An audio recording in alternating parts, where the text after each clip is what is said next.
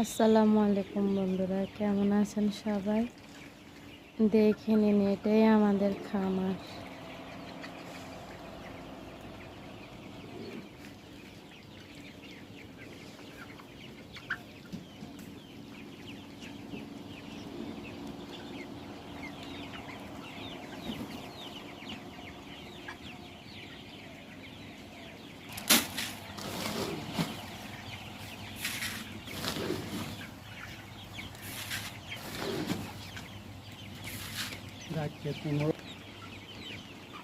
এই তো খামারের পুরো ভিডিওটা দেখে নিন। আমাকে সব সময় বলা হয় আসার জন্য, মুরগি বড় হলে বিক্রি করার আগে বলা হয় আসার জন্য, কিন্তু আমি আসি না।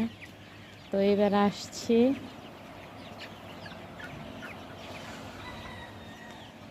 এখানে এখন একটু কম আছে মুরগি, কারণ অনেক মুরগি বিক্রি করে দিছে। এখন মোটামুটি 3000-এর মতো আছে।